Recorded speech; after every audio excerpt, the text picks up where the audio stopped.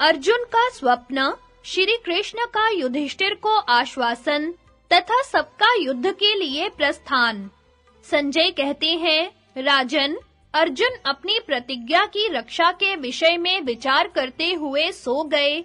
उन्हें चिंता करते जान स्वप्न में ही भगवान श्री कृष्ण ने दर्शन दिया। भगवान को देखते ही अर्जुन उठे और उन्हें बैठने को आसन दे स्वयं चुपचाप खड़े रहे।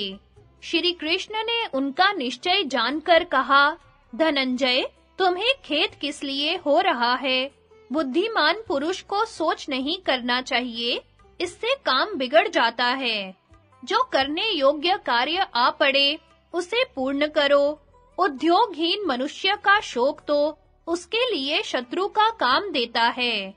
भगवान के ऐसा कहने पर अर्जुन ने कहा, केशव, मैंने कल अपने पुत्र के घातक जयद्रथ को मार डालने की भारी प्रतिज्ञा कर डाली है, किंतु सोचता हूँ कि मेरी प्रतिज्ञा तोड़ने के लिए कौरव निश्चय ही जयद्रथ को सबके पीछे खड़ा करेंगे।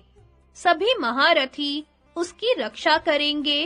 11 अक्षौहिणी सेना में से जो लोग मरने से बच गए हैं, उन सबसे घिरा हुआ जयद्रथ मुझे कैसे दिखाई देगा?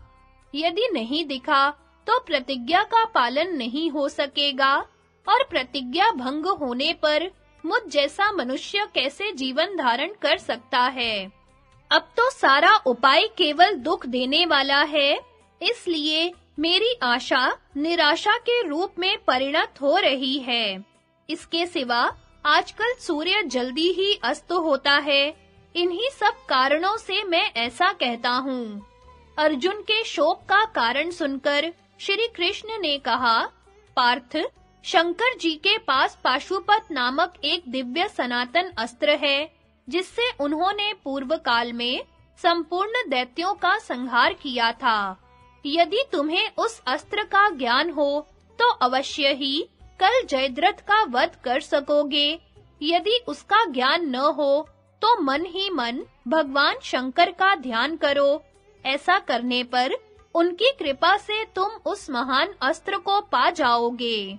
भगवान श्री कृष्ण की बात सुनकर अर्जुन आचमन करके भूमि पर आसन बिछाकर बैठ गए और एकाग्र चित्त से शंकर जी का ध्यान करने लगे।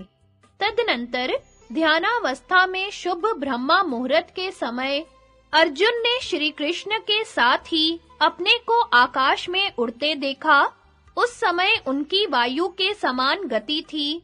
भगवान कृष्ण उनकी दाहिनी बाह पकड़े चल रहे थे।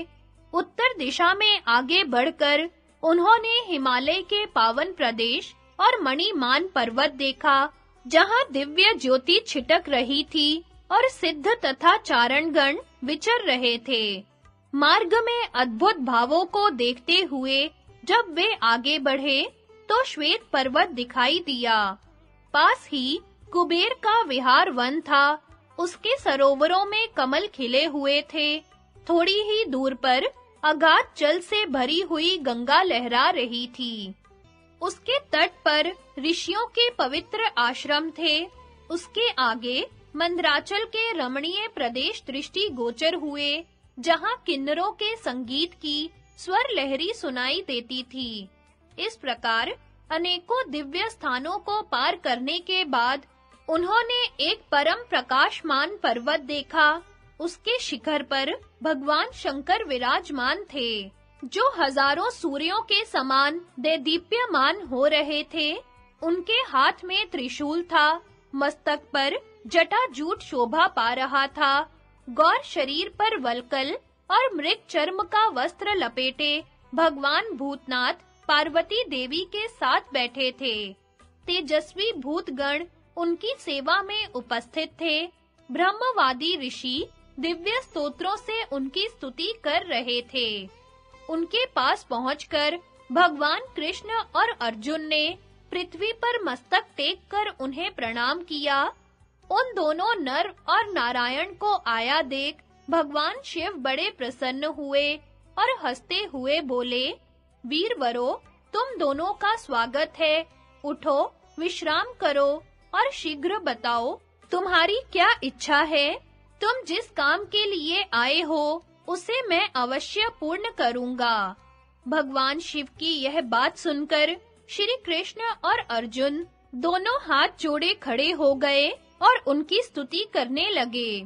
भगवन, आप ही भव, शर्व, रुद्र, वरद, पशुपति, उग्र, कपर्दी, महादेव, भीम, त्र्यंबक, शांति और ईशान आदि नामों से प्रसिद्ध हैं।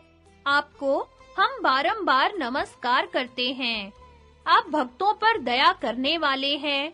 प्रभु, हमारा मनोरथ सिद्ध कीजिए।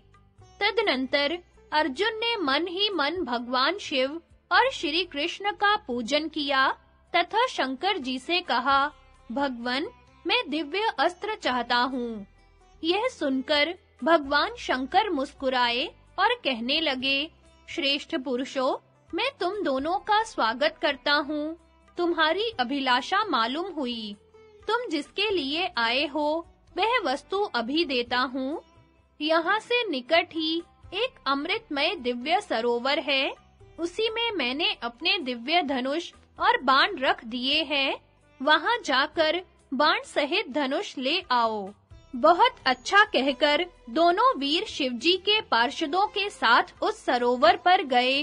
वहाँ जाकर उन्होंने दो नाग देखे। एक सूर्य मंडल के समान प्रकाशमान था और दूसरा 1000 मस्तक वाला था। उसके मुख से आग की लपटें निकल रही थी।